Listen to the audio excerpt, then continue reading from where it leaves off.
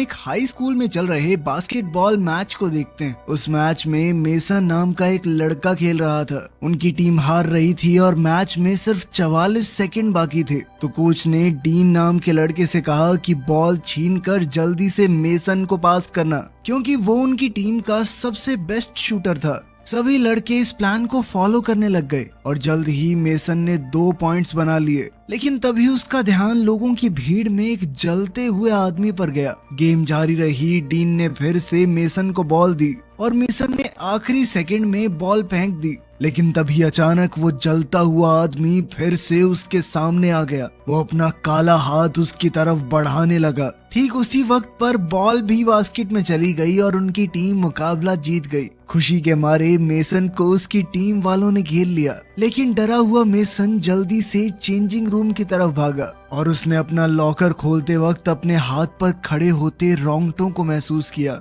वो सारा सामान बाहर फेंकने लगा और आखिर में उसके हाथ में एक अजीब सी चीज लगी। तभी एक आवाज ने उसका नाम धीरे से फुसफुसाया और डर के मारे मेसन एक केटल बेल ढूंढने लग गया। उसी वक्त वो जलता हुआ आदमी भी वहाँ पर आ गया। अब मेसन उससे रहम की भीख मांगने लगा, लेकिन जब वो नहीं रुका तो उसने उस चीज के टुकड़े टुकड़े कर दिए। फिर उसकी नजर दरवाजे की तरफ गई। उसने अपने टीममेट्स को अंदर आते देखा तो चैन की सांस ली। बाद में नहाते वक्त मेसन ने एक अजीब सी आवाज सुनी। उसने नीचे देखा तो राख जैसा कुछ दिखा। फिर जैसे ही वो पीछे मुड़ा तो जलते हुए आदमी ने उसकी गर्दन पकड़ ली और अपना हाथ उसके गले के अंदर डाल दिया, जिससे मेसन के शरीर में भी आग लग गई। जब उसके टीममेट्स ने उसकी चीखें सुनी तो सभी बाथरूम की तरफ दौड़े और उन्होंने मेसन को जलता हुआ देखा। 6 महीने बाद हम क्रिस नाम की एक लड़की को देखते हैं जो अपनी कजन के साथ शिफ्ट हो गई। वो खिड़की की दीवार पर बैठकर स्केच बना रही थी, लेकिन तभी अचानक वो अपने ख्यालों में खोने लग गई। वो जमीन को इस कदर घूरने लगी जैसे अंधेरे की तरह काले ख्याल उसके दिमाग में घुसने लगे हों। लेकिन तभी उसका कजन भाई रे उसे होश में ले आया और कहा कि मैं तेरा सामान सेट करने में मदद कर देता हूँ। बाद में स्कूल पहुंचकर रे क्रिस को स्कूल दिखाने लगा। तभी उसकी नजर एली नाम की एक लड़की पर गई। क्रिस को एक लॉकर दिया गया जिसके ऊपर हॉर्स लिखा था। तभी रे ने बताया कि ये तो मेसन का निकनेम हुआ करता था। फिर डीन और उसके टीममेट्स ने क्रिस को घेर लिया। वो कहने लगे कि मेसन की इज्जत करते हुए इस लॉकर को यूज मत करो। लेकिन तभी ग्रेस नाम की एक लड़की बीच में आई। वो कहने लगी कि ये स्कूल बहुत पुराना है। इस हिसाब से जिनके भी लॉकर यहाँ पर थे वो सब लोग मर चुके हैं। कोई सेंस है इस बात की? ग्रेस को देखकर रे उससे फ्लर्ट करने की कोशिश करने लगा, मगर बेचारा नाकामयाब रहा। ठीक उसी समय डीन को पता चला कि क्रिस स्कूल में नई आई है। वो कहने लगा कि मैंने तो अफवाह सुनी थी कि तुम नशा मुक्ति केंद्र से बाहर आई हो। अपने बाप को मार दिया था ना तूने? तभी एली ने उसे रोक दिया कि ये सब बकवास मत करो, मगर डीन फिर भी क्रिस का मजाक उड़ाता रहा। इस बात से गुस्सा होकर क्रिस ने उसके गोटों के ऊपर जबरदस्त लात दे मारी। तभी मिस्टर क्रेवन हॉलवे वहां पहुंच गए और उन्होंने गुस्से में आकर क्रिस, डीन, ग्रेस और रे को कॉलेज से कुछ दिनों के लिए निकाल दिया। जब एली ने क्रिस का बचाव करने की कोशिश की तो उसे भी कुछ दिनों के लिए एक्सपेल कर दिया गया। फिर जब सब लोग चले गए तो एली ने क्रिस से दोस्ती करने की कोशिश की, लेकिन क्रिस ने कह दिया कि मुझे तुम्हारी मदद की जरूरत नहीं है। एली के जाने के बाद क्रिस ने लॉकर खोला और उसे मेसन की बहुत सी चीजें मिली, जिनमें वो रहस्यमयी चीज भी थी जो उसने तोड़ डाली थी। एक फुसफुसाती हुई आवाज सुनकर क्रिस ने उसे खोलने का फैसला किया और उसके अंदर से एक सीटी निकली। क्रिस उसे बजाने ही वाली थी कि तभी घंटी बज गई और वो अपनी क्लास के लिए निकल पड़ी। दोपहर में क्रिस क्लास के लिए लेट पहुंची। जब उसने अपना बैग टेबल पर रखा तो सीटी बैग से बाहर निकल गई।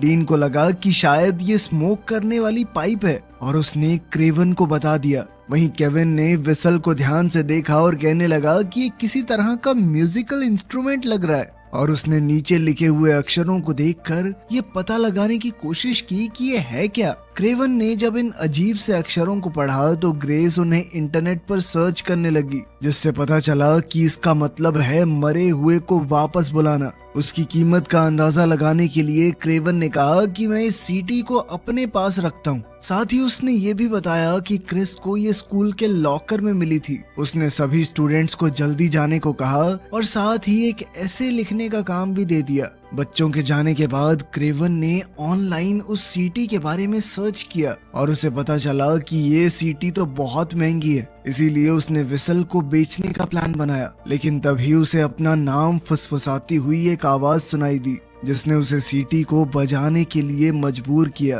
क्रेवन ने वैसा ही किया और तभी खिड़की में दरार पड़ गई, जिसे देखकर वो बहुत घबरा गया और उसने सीटी को वापस रख दिया। लेकिन क्लासरूम से निकलने से पहले ही उसने ऑनलाइन सीटी को बेचने वाली डील डन कर दी। वहीं बाहर ग्रेस ने सबको बाद में मिलने के लिए कहा। फिर जब बाकी सब चले गए तो रे ने क्रिस से कहा कि तुम्हारे डैड के साथ जो कुछ हुआ वो तुम्हारी गलती नहीं थी। लेकिन क्रिस इस बारे में बिल्कुल बात नहीं करना चाहती थी। उस वक्त रे को याद आया कि वो कुछ भूल गया है और वो जल्दी से क्लासरूम की तरफ वापस भागा। वहाँ उसे क्रेवन का लैपटॉप खुला मिला जिसमें वो वेबसाइट पर सीटी की प्राइस देख रहा था और तभी उसे एक आइडिया मिल गया। इसी बीच क्रिस के पास नोआ आया जो अपने धर्म को फैलाने का काम करता था। नोआ ने क्रिस को चर्च आने का न्योता दिया और साथ ही वो उसे ड्रग्स बेचने की कोशिश करने लगा। जब वो नहीं मानी तो वो फ्री सैंपल भी दे रहा था। लेकिन उसी वक्त रे वापस आ गया और उसने नोआ से कहा कि मेरी बहन से दूर हो जाओ। लेकिन नोआ ने उसे लड़ाई में आसानी से हरा दिया, उसे कार पर दे मारा और फिर एक चाकू निकाल कर खुद को भगवान का भेजा हुआ आदमी बताने लगा। और फिर क्रिस को कहने लगा कि अगर तुम्हें कोई भी जरूरत हो ना तो मैं कभी भी आ जाऊंगा। इतना कहकर वो वहाँ से चला गया। नोआ के जाते ही रे ने क्रिस को बताया कि ये आदमी अपनी चर्च में आने वाले बच्चों को नशा बेचता है और 1 साल पहले एक बच्चा ओवरडोज की वजह से मर भी गया था। शाम के वक्त क्रेवन को पता चला कि डब्बे के अंदर से विसल गायब है। उसने सीटी को हर जगह ढूंढा लेकिन उसे कहीं नहीं मिली। फिर उसने आवाज सुनी और सोचा कि शायद ये सफाई वाला होगा। लेकिन जब वो बाहर गया तो उसे अंधेरे में एक अजीब सी आकृति नजर आई। अचानक क्रेवन को अपने कंधे पर किसी का हाथ महसूस हुआ और वो डर गया। लेकिन वो सच में सफाई वाला था। तब तक वो रहस्यमयी आकृति गायब हो चुकी थी, इसीलिए क्रेवन ने सोचा कि शायद ये बस मेरा वहम होगा। फिर वो क्लासरूम में वापस आया और उसने नोटिस किया कि उसे अपनी सांसें दिख रही हैं। फिर वो जैसे ही मुड़ा तो उसे एक डरावना शैतान दिखा जिसके मुंह से अजीब सा खून निकल रहा था। इस डरावने इंसान ने क्रेवन को दोनों हाथों से पकड़कर उसके फेफड़ों को दबा दिया जब तक कि वो मर नहीं गया।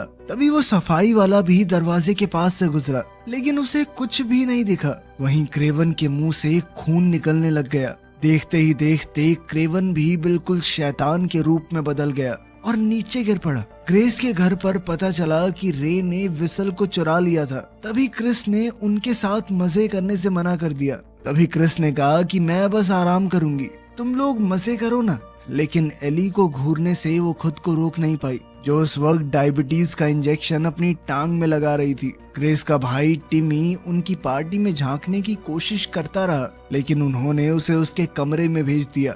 जब क्रिस ने सबको बताया कि अब मुझे जाना चाहिए तो एली उसे रुकने के लिए मनाने की कोशिश करने लगी। उसी वक्त डीन ने ग्रेस को डेयर दिया कि उस सीटी को बजाओ और जैसे ही उसने सीटी बजाई तो सब लोगों ने अपने कान बंद कर लिए क्योंकि एक दर्दनाक आवाज कुछ सेकंडों तक गूंजती रही। जब ये सब कुछ खत्म हुआ तो डीन सबको चुप रहने के लिए कहने लगा क्योंकि उसे कुछ और सुनाई दे रहा था। लेकिन जैसे ही बाकी सब भी गौर से सुनने लगे तो डीन ने आवाज निकाली। खैर फिर क्रिस वहां से चली गई तो एली भी उसके पीछे भागी ताकि उसे हार्वेस्ट फेस्टिवल में आने के लिए इनवाइट कर सके। उसने क्रिस से कहा कि अगर तुम आओगी तो मुझे बहुत अच्छा लगेगा। जब क्रिस ने हाँ कह दिया तो एली वहां से चली गई। फिर क्रिस रे से पूछने लगी कि एली लड़कों को पसंद करती है या लड़कियों को, लेकिन रे के पास इसका कोई जवाब नहीं था। घर पहुंचकर क्रिस एली को मैसेज करना चाहती थी लेकिन क्या करे ये समझ नहीं आ रहा था। उसे अपना कोई भी आइडिया बढ़िया नहीं लग रहा था। तभी अचानक उसने अपनी खिड़की के बाहर पेड़ पर किसी को खड़ा देखा और वो डरने लगी। लेकिन तभी री के अचानक कमरे में आने से वो चौंक गई। फिर जब उसने दोबारा पेड़ की तरफ देखा तो वहाँ कोई नहीं था। उसी वक्त उसके फोन की घंटी बजी एली के मैसेज के साथ और ये देखकर क्रिस थोड़ा घबरा गई क्योंकि उसने मजाक मजाक में गलती से एक फ्लर्टी मैसेज भेज दिया था एली को। लेकिन एली को मैसेज पसंद आया। तभी रे ने फोन ले लिया और अपनी बहन की मदद करने के लिए एली को प्यारे प्यारे मैसेजेस भेजने लगा। दूसरी तरफ जब डीन भी चला गया तो ग्रेस ने अपना ऐसे लिखना शुरू कर दिया मगर उसे बार बार आवाजें सुनाई देने लगी। जैसे कोई उसका नाम फुसफुसा रहा हो। लेकिन उसे लगा कि शायद टिम्मी मजाक कर रहा होगा। लेकिन जब उसने अपने भाई के कमरे में लाइट बंद होते हुए देखी तो उसे समझ आया कि ये आवाजें टिम्मी नहीं कर रहा। तभी अचानक एक डरावना जीव उसके पीछे से भागा और उसने फिर से अपना नाम किसी को फुसफुसाते हुए देखा। अब वो आवाज का पीछा करने लग गई। उसने टेबल के पीछे चेक किया लेकिन वहाँ पर कुछ नहीं था। उसी वक्त एक डरावने हाथ ने उसे छुआ और उसने मुड़कर देखा तो वहाँ टिम्मी खड़ा था। ग्रेस ने सोचा कि टिम्मी इतना दूर है, वो उसे कैसे छू सकता है। अगली सुबह प्रिंसिपल ने सभी स्टूडेंट्स को असेंबली के लिए इकट्ठा किया और क्रेवन की मौत की जानकारी दी। क्रेवन की मौत का कारण लंग कैंसर को बताया गया। तभी एली ने अपने आगे बैठी एक लड़की को कांपते हुए देखा और उसकी गर्दन अचानक टूट गई। फिर वो लड़की अपना सर घुमाकर डरावना चेहरा दिखाने लगी, वो भी एली का नाम फुसफुसाते हुए। उस वक्त ग्रेस ने वो सीटी क्रिस को दे दी और एली अपने भ्रम से बाहर निकल गई। अब वो डरावनी लड़की गायब हो चुकी थी। क्लास के बाद एली और क्रिस मेसन के घर पर चले गए क्योंकि उन्हें लगा कि शायद मेसन के परिवार को उसकी वो सीटी वापस चाहिए होगी। उन्होंने दरवाजा खटखटाया लेकिन वो तो पहले ही खुला हुआ था। लड़कियां अंदर गई और पुराना म्यूजिक सुनते सुनते घर में रखी हुई पुरानी और कीमती चीजों को देखने लग गई। अचानक मेसन की दादी आईवी उनके पीछे आ गई। वो बिना हाय हेलो के उन पर गुस्सा करने लगी। उसका मानना था कि वो दुनिया भर में घूमी थी पुरानी चीजें हासिल करने के लिए। उसने अलग अलग सभ्यताओं की पढ़ाई की, ये जानने के लिए कि लोग मौत के साथ सौदा कैसे करते हैं। एक टेबल पर बहुत सारी दवाइयों की बॉटल्स थी। जब क्रिस ने उसे वो सीटी देने की कोशिश की ये कहकर कि मुझे ये मेसन के लॉकर में मिली थी, लेकिन आईवी कहने लगी कि अब ये तुम्हारी है क्योंकि तुम्हें मिली है, बिल्कुल वैसे ही जैसे कभी मुझे और मेसन को मिली थी। कई सालों पहले मुझे ये सीटी ग्वाटेमाला की एक तंग गली में मिली थी। तब से अब तक इस मनहूस सीटी ने मेरी बेटी, मेरे दामाद और अब मेरे पोते को भी मार दिया। इस पर लिखे निशान का सही मतलब है अपनी मौत को बुलाना। जब कोई पैदा होता है उसकी मौत भी साथ ही पैदा होती है, लेकिन वो आती है अपने वक्त पर। लेकिन अगर कोई भी इस सीटी को सुन ले तो उसकी मौत बहुत जल्दी आ जाती है और फिर कोई लंबा जीता नहीं है। फिर आईवी ने वो सीटी वापस क्रिस को दे दी और कहा कि तुम्हें इसे लेना ही नहीं चाहिए था। फिर शाम को लड़कियां हॉस्पिटल के रिकॉर्ड रूम में जा पहुंची। एली मानती है कि मेसन की मौत अजीब थी क्योंकि वो लिटरली नहाते हुए जला था, पर फिर भी इस घटना को गैस लीक का नाम दे दिया गया। फाइल चेक करने पर पता चला कि उसे तो पहचाना भी उसके दांतों से गया था क्योंकि उसका शरीर बहुत ज्यादा जल गया था। उसी वक्त कोई कमरे में आ गया और लड़कियां अलमारियों के पीछे छुप गई। तभी मेसन की रिपोर्ट्स गिर गई और क्रिस ने उनमें से एक उठा ली और पढ़ा कि शरीर की हड्डियों की बनावट के हिसाब से वो 45 से 50 साल की उम्र का था। इससे ये साफ हो गया कि आईवी की कहानी में कुछ तो बात थी। इसका मतलब था कि मेसन की मौत लगभग 48 साल की उम्र में गैस लीक से होने वाली थी और क्रेवन को बाद में कैंसर होना था। ये बात अब लड़कियों को दूसरों को भी बतानी थी, इसीलिए वो एम्प्लॉय के दूसरे पेपर देखने से पहले ही चुपके से निकल गई। हार्वेस्ट फेस्टिवल में सभी लोग अपनी अपनी कॉस्ट्यूम्स में होते हैं। तभी रे ने ग्रेस को ढूंढा और आखिरकार उसे बताया कि मैं तुम्हें पसंद करता हूँ। लेकिन ग्रेस ने उसे बड़े प्यार से मना करते हुए उसके गाल पर किस कर दिया और फिर अपने बॉयफ्रेंड से मिलने चली गई। डीन रे के कॉस्ट्यूम का मजाक उड़ाने लगा और हमारे बेचारे दिल टूटे आशिक रे ने शराब पीना शुरू कर दिया। जब एली और क्रिस वहाँ पर आई तो नोआ ने उन्हें तंग करने की कोशिश की और उन्हें अजीब अजीब नामों से पुकारने लगा। लेकिन तभी एली ने उसके गोटों पर जोरदार लात दे मारी और बदले में नोआ ने अपना चाकू निकाल लिया। लेकिन क्रिस ने उसके हाथ पर पैर रखकर उससे चाकू छीन लिया। फिर क्रिस ने उसकी नाक पर चाकू रख दिया और उसे बचाने का जिक्र करने लगी जो ओवरडोज से मर गया था। लेकिन नोआ कहने लगा कि मुझे कुछ नहीं पता। ये सुनकर क्रिस ने उसकी नाक काट दी और फिर चाकू को फेंक दिया। इसी दौरान डीन और ग्रेस एक भूल भुलैया में अलग अलग हो गए, जहाँ उन्हें बार बार कॉस्ट्यूम्स पहने हुए लोग डरा रहे थे। डीन ने लकड़ी का एक गोल बोर्ड ढूंढा और उसे घुमा दिया, जिसका रिजल्ट आया कि तुम अपनी किस्मत खुद तय करते हो। तभी भूल भुलैया में ग्रेस एकदम हैरान रह गई जब उसने एक बूढ़ी औरत को करिश्माई रोशनी से घिरा हुआ देखा, जब उस बूढ़ी औरत ने उसका नाम लिया तो ग्रेस डर के मारे वहां से चली गई, लेकिन फिर उसे वही बूढ़ी औरत दोबारा मिल गई। ग्रेस तुरंत भागी और उसने डीन को मदद के लिए कॉल किया, लेकिन डीन को लगा कि उसे कोई कॉस्ट्यूम पहन के डरा रहा है। अचानक बूढ़ी औरत ने ग्रेस को डरा कर नीचे गिरा दिया, जिससे उसका फोन भी गिर गया। ग्रेस ने एक फावड़ा उठा लिया, तभी बूढ़ी औरत ने अपना हाथ उठाकर उसके पीछे की तरफ इशारा किया, और जब ग्रेस ने मुड़कर देखा तो वही औरत उसके पीछे खड़ी नजर आई। फिर उसने चीखते हुए औरत पर हमला कर दिया और दोनों जमीन पर गिर गए। जब ग्रेस ने होश संभाला तो अपने खून बहते हुए माथे को छुआ और उसे समझ आया कि उसे भी वही फावड़े वाली चोट लगी है जो बूढ़ी औरत को लगी थी। तब बूढ़ी औरत मुस्कुराने लगी और अपने शरीर को मोड़कर खड़ी हो गई। उसने ग्रेस का पीछा करना शुरू कर दिया। ग्रेस जितना तेज हो सके उतना तेज भागने लगी। उधर डीन भी परेशान होने लगा क्योंकि ग्रेस फोन का जवाब नहीं दे रही थी। फिर डीन उसे यहाँ वहाँ ढूंढने लगा। ग्रेस और भी घबरा गई जब वो एक बंद रास्ते में फंस गई थी, लेकिन खुशकिस्मती से उसे दीवार में एक छुपी हुई गुफा मिल गई और वो रेंगते हुए वहां घुस गई। लेकिन बूढ़ी औरत जल्द ही उसके पीछे आ गई और वो ग्रेस की टांग पकड़कर अपनी डरावनी उंगलियां उसके पैर में घुसाने लगी। फिर उसने अपना हाथ ग्रेस के गले में डाल दिया, जिससे उसका शरीर बदलने लगा। ग्रेस ने खुद को छुड़ा लिया और आगे बढ़ती रही जब तक वो भूल भुलैया के बीच में नहीं पहुंच गई। लेकिन बदकिस्मती से वो बूढ़ी औरत लाइट के खंबे पर दिखाई दी और ग्रेस को बदलने के लिए बूढ़ी औरत ने उसे किस कर दिया। लेकिन जब तक डीन वहां पहुंचा तब तक ग्रेस तो झुर्रियों से भरा हुआ एक बूढ़ा शरीर बन चुकी थी। बाद में स्कूल जिम के अंदर डीन ने ये मानने से इनकार कर दिया कि वो बॉडी ग्रेस की थी। तभी लड़कियों ने आईवी की कही हुई बात बताई और वो दोनों मानती हैं कि उन्हें मौत करीब आती हुई महसूस हुई थी। डीन अभी भी ये मान नहीं रहा था। तभी रे ने उसे याद दिलाया कि ग्रेस को सीटी बजाने के लिए तुमने ही डेयर किया था, तो इस हिसाब से उसकी मौत की वजह भी तुम ही हो। गुस्से में डीन ने उसे धक्का दे दिया और साथ ही जो वो ग्रेस से प्यार करता था उसका मजाक उड़ाने लगा, जिस वजह से रे दुखी होकर वहां से भाग गया। कुछ देर बाद नशे में चूर डीन अपने कमरे में खिड़की के रास्ते से घुस गया। जब उसने शीशे में देखा तो उसे एक आदमी नजर आया जिसके शरीर पर भयानक चोटों के निशान थे। वो बौखलाकर पीछे हटा तो गलती से उससे कमरे में रखा लैंप टूट गया। तभी वो मेन लाइट ऑन करने के लिए दौड़ा, लेकिन तब तक वो आदमी गायब हो गया। तभी डीन के माँ बाप दरवाजा खटखटाने लगे कि कैसी आवाज थी ये। इस पर डीन ने कह दिया कि मैं बस सपना देख रहा था।